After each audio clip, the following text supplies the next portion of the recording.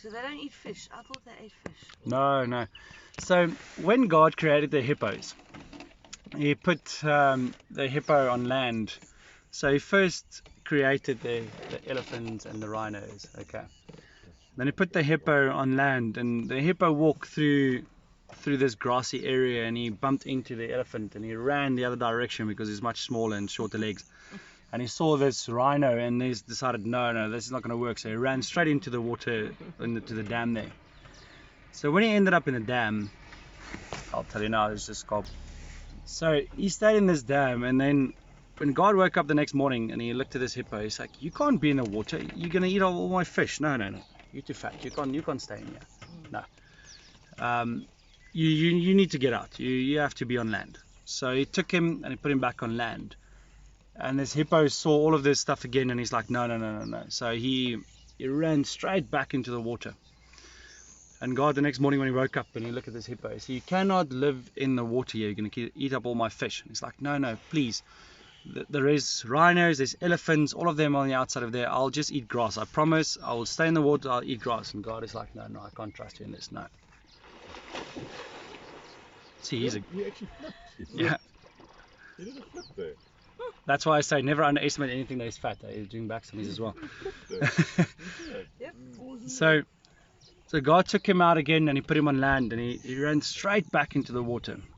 And the next morning God came there again. He's like, what am I going to do with you? You're going to eat all my fish. There's already predator fish. There's already crocodiles and everything. You can't eat the same thing as a crocodile because you're going to kill each other if you stay in the water. He's like, no.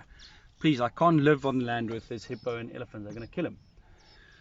And he said to God, okay, look, let's get to arrangement. Every night when I leave the watering hole, I will yawn and show you my teeth. You'll see there's no fish bones in my mouth.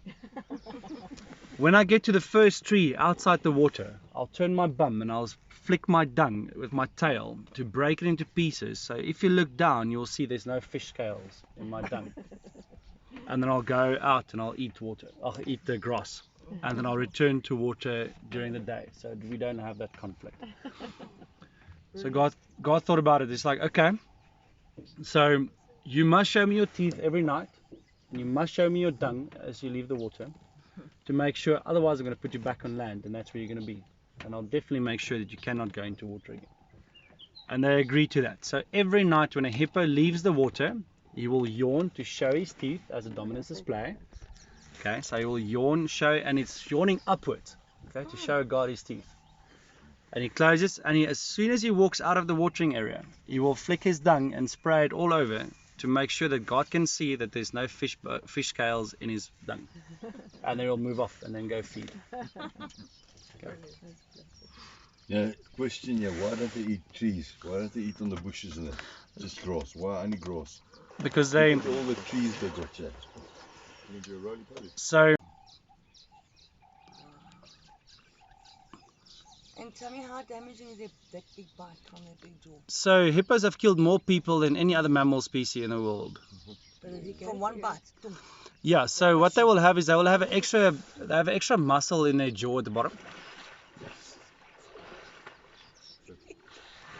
So they have the extra muscle in their jaw, so that's helping them to have a very quick bottom jaw flap. Okay. So they'll use that bottom teeth to stab you. So they basically stab you to death. So it's a very quick whoop whoop. Oh wow. Okay, so they have a lot of teeth. When I look now in his mouth, there's not a lot. He doesn't have a It's lot, very no. gummy. Yeah.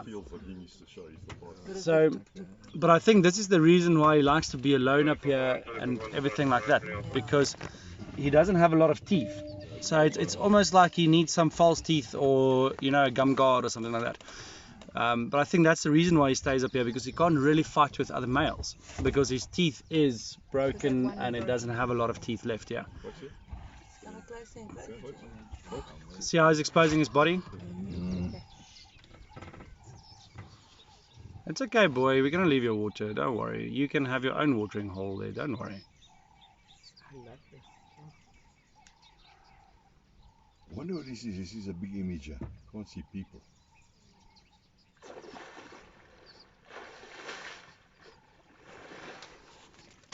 Jeez, what a jaw.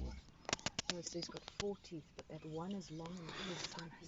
Yeah, they're supposed to have a lot more. So 2 big ones at the bottom, 4 that's standing forward a little bit, 2 from the top, and also 2 of quite a few smaller ones on top. So a majority of his teeth is broken. Well, there's only one on the side that is actually still fairly lengthy, but it's, yeah. So is he fairly old?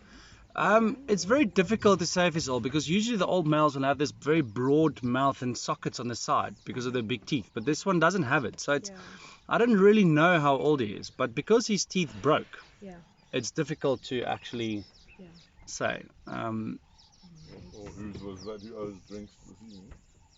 Was it you, Lars? You see how he's changing his angle a little bit to see what we are, the size and all that kind of stuff, just to make sure. If you were to walk out on here, he'd challenge you. would challenge you. If I have to climb out now, he will lift his whole body out the water, head out,